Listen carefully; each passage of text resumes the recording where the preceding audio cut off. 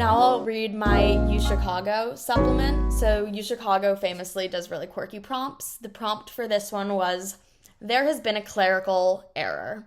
The name of a department has been altered by one letter. You can add a letter, take away a letter, or maybe replace a letter. So, here we go. It's called Fender and Sexuality. Gender and sexuality. I know as little about cars as the next subway-loving urbanite, and as little about sex as the average UChicago applicant. I therefore was laughably skeptical when my advisor suggested the major Fender and Sexuality. She described it as the study of sex and automobiles. How terribly odd this school is, I marveled. But if this was the weird, wonderful joy of education that college promised me, so be it. I was determined to learn everything about these unusual and swanky words. After staying up late, hunched over the course catalog with the obsession of a stark mad muckraker, I now see this major will be the ideal fit for me. Sure, perhaps my extended relatives will perform a spit take at this announcement.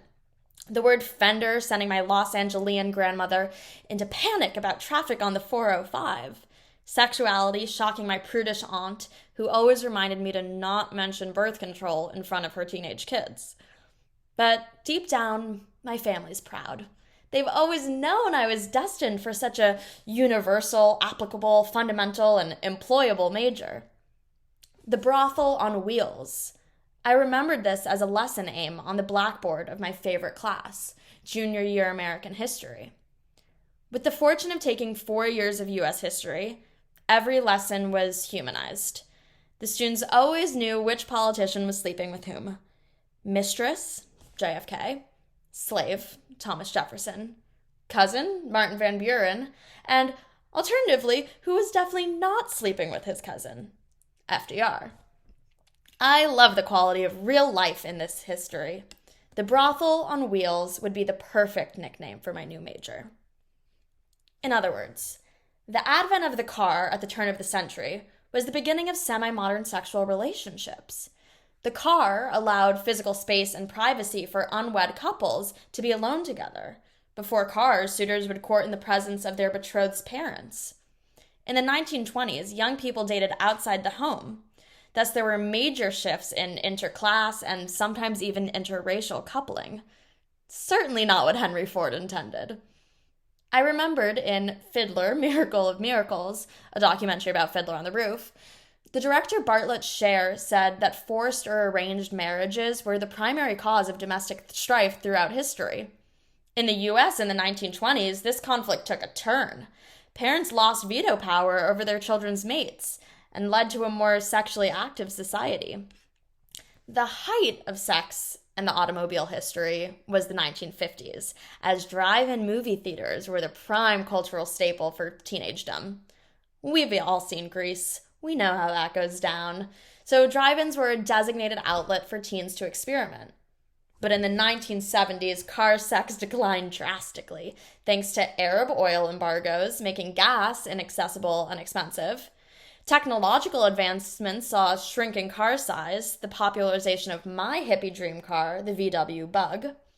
Even new policies of anti-parking regulation contributed to this decline of vehicular promiscuity. In the 1980s, popular television show Dukes of Hazzard added a strong presence of cars and sexuality in mainstream pop culture. One of the most sexualized products of all, the Daisy Duke, was introduced on a racetrack with the General Lee cars zooming by. And as I anticipate teenage boys everywhere wish to say, thank you. Cars have long been a prominent symbol of masculinity. The bikini car wash plays on male entitlement to have beautiful women submit to him by cleaning his sweet ride.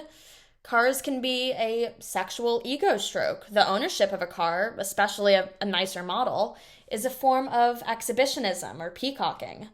The conspicuous display of a man's resources signal that he'll be reliable in providing for his partner.